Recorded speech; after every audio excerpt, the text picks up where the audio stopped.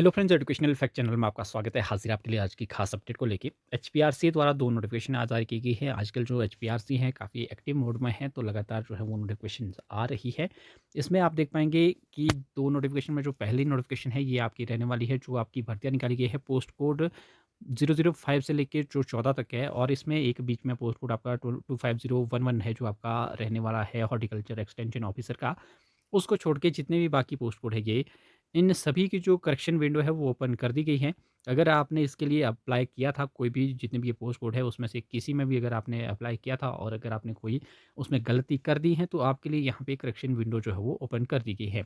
आपको पहले फीस जमा करनी होगी, किस तरह से आप करेक्शन कर पाएँगे इसके लिए हमने पहले भी वीडियो बनाई हुई है, आप उसको भी चेक कर सकते हैं, वो जेबीटी टीजीटी की है।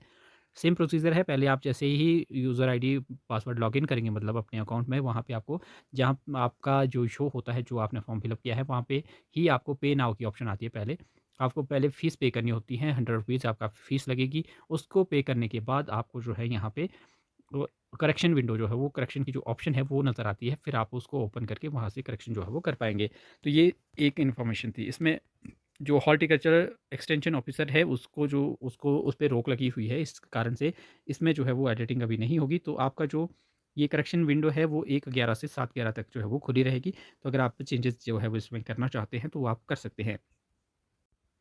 टीजीटी जेबीटी एग्ज़ाम के रिगार्डिंग भी आपको अपडेट देंगे, लेकिन उससे पहले एक और अपडेट यहाँ पे है। ये भी जो नोटिफिकेशन है ये जारी की गई है एचपीआरसी की ओर से। आपको एचपीआरसी की ऑफिशियल वेबसाइट पे मिल जाएगी। ये एक्चुअली आपके लिए इंस्ट्रक्शंस है जो आपको नहीं करना है, क्योंकि आपका सीबीटी एग्ज़ामिनेशन होने वाली है, तो उनके लिए यहाँ पे पहले ही जो है वो सारी चीज़ें आपको बता दी जा रही है। तो इसमें सबसे पहले तो आपको यहाँ पे जो भी आपके इलेक्ट्रॉनिक एंड कम्युनिकेशन डिवाइसेज़ है वो आपको साथ में कैरी नहीं करने हैं। इसमें कुछ एक ख़ास बातें भी हैं जिनका आपको ज़रूर से ध्यान रखना है, इसलिए मैंने आपके साथ ये साझा किया है। तो सबसे पहले तो मोबाइल फ़ोन हो गया या स्मार्ट वॉचेज़ हो गई, डिजिटल वॉच होगी या सिंपल वॉच भी है, वो नो वॉचेज़ आर जो भी किसी भी तरह की वॉचेज़ है वो आप जो है साधन कैरी नहीं कर सकते हैं, कैलकुलेटर भी नहीं कर सकते हैं, Bluetooth device, earphones and other accessories जितनी भी है, चाहे वायरलेस है, चाहे वायर वाली है, वो आपकी यहाँ पे जो है वो नहीं मानी जाएगी। अदर इलेक्ट्रॉनिक इक्विपमेंट्स भी आपके जैसे कोई भी कैमरा है, पेन ड्राइव्स है, मेमोरी कार्ड्स है, कुछ भी आपका नहीं चलेगा। स्टडी मटेरियल और जो आपकी स्टेशनरी है, बुक्स, नोट्स कुछ भी आप साथ नहीं ले जा सकते हैं। एनी राइटिंग मटेरियल ये भी आपको कुछ भी कैरी नहीं करना है। The E admit card must not have any writing on it. तो जो आपका एडमिट कार्ड होगा सिर्फ़ आपको वो कैरी करना है, उसमें आपको कुछ भी जो है वो अपने आप से खुद से कुछ भी नहीं जो है वो लिखना है। फिर आपका एनी टाइप ऑफ स्टेशनरी में आपका बॉल पेन, पेंसिल कुछ भी आपके पास जो है वो नहीं होना चाहिए। ये भी एक इसमें बड़ी बात है, क्योंकि जो आपका रफ शीट है और बॉल पेन है will be provide inside the examination hall. तो ये आपका उनके द्वारा ही जो है ये आपको प्रोवाइड की जाएगी। आपको अपने ओर से ना ही कोई रफ कागज़ ले जाना है, ना ही पेन ले जाना है। तो एक्सेसरीज़ एंड पर्सनल आइटम्स में आपका बैग एंड पर्स आपने नो बैग्स मतलब अंदर आप कुछ भी नहीं जो है वो ले पाएँगे, और साथ में ज्वेलरी और वैल्यूएबल आइटम्स भी आपने कैरी नहीं करनी है। उसकी कोई रिस्पॉन्सिबिलिटी नहीं रहेगी, क्योंकि यहाँ पे सेफ कीपिंग के लिए कोई जगह नहीं होगी, इसलिए इन्होंने पहले ही मना कर दिया। हालाँकि हो सकता है वहाँ पे हो भी, लेकिन इन्होंने मतलब ये रिस्पॉन्सिबिलिटी नहीं लेंगे कि अगर आपकी कोई चीज़ वहाँ से गुम हो जाती है, तो इसलिए आपने कोई भी ज्वेलरी वगैरह जो है वो ज़्यादा कैरी नहीं करनी है।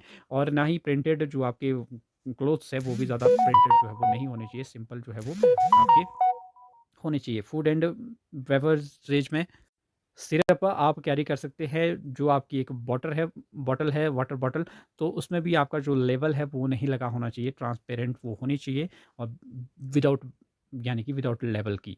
तो उसमें कुछ भी जो है वो नहीं लिखा होना चाहिए। फिर बाकी तो item for obstruct security check, तो इसमें आप देख पाएँगे कि दिस इंक्लूड एनी क्लॉथिंग और एक्सेसरीज़ विद मेटालिक पार्ट्स नहीं होना चाहिए, उसमें हेवी सोल नहीं होना चाहिए, और elaborate designs that may delay frisking, यानी कि जो भी आपकी जाँच वगैरह में जो है डिले करे, ऐसी कोई भी आपके पास आइटम जो है वो नहीं होनी चाहिए। तो इस तरह से ये सारी चीज़ें हैं, ये आपको इंस्ट्रक्शन जो है वो दी गई है, जो कि आप एग्ज़ामिनेशन हॉल के अंदर जो है वो नहीं कैरी कर सकते हैं। मैंने बात की थी आपसे आपके टीजीटी और जेबीटी की, तो यहाँ पे आप देख सकते हैं कि जो आपका टीजीटी मेडिकल का और नॉन मेडिकल का सिलेबस तो आउट हो चुका है, लेकिन जल्द ही जो है अब आपका टीजीटी आर्ट्स और आपका जेबीटी का जो सिलेबस है वो भी जारी हो जाएगा। क्योंकि एचपीआरसी से भी जब बात हुई तो उन्होंने ये कहा है कि दिसंबर में जो है वो एग्ज़ामिनेशन हो जाएँगे। कहा ये गया है उनके द्वारा एचपीआरसी के स्टाफ की ओर से। तो और ये कहा गया है कि जो हम 1-1, 2-2 दिन के गैप के बाद जो है वो सिलेबस जारी कर देंगे, तो उस पे जो है वो काम चला हुआ है, शेड्यूल भी बन रहा है और आपका सिलेबस भी जो है वो धीरे-धीरे जो है वो आ रहे हैं। तो अब जो आपका टीजीटी आर्ट्स का सिलेबस है वो भी जल्द आपको देखने को मिल जाएगा और साथ में जीबीटी का भी उसके बाद या उसके साथ ही आपको देखने को सिलेबस जो है वो मिल जाएगा और शेड्यूल भी आपको जल्द ही अब आपको देखने को मिल सकता है। जो आपका टीजीटी नॉन मेडिकल, मेडिकल का है वो सबसे पहले आएगा, तो उसके जो शेड्यूल है वो भी आपको जल्द ही देखने को मिल सकता है। तो एग्ज़ाम आप ये मानिए कि नवंबर एंड और दिसंबर में आपके एग्ज़ामिनेशन जो है वो हो जाएँगे। अब जेबीटी का हो पाता है या नहीं हो पाता है क्योंकि इसमें शिफ्ट्स बहुत होगी, तो इसलिए दिन भी बहुत लगेंगे। तो इसलिए जेबीटी का तो ज़्यादा कन्फर्म है नहीं कि दिसंबर एंड तक हो भी सकता है क्योंकि काफ़ी दिन है। तो बाकी देखते हैं जैसे-जैसे शेड्यूल आएगा या कोई भी अपडेट आती है तो वो हम आपके साथ साझा करते रहेंगे। तो फिलहाल अभी के लिए इतना ही, मिलते हैं अगली अपडेट के साथ, तब तक के लिए बाय-बाय।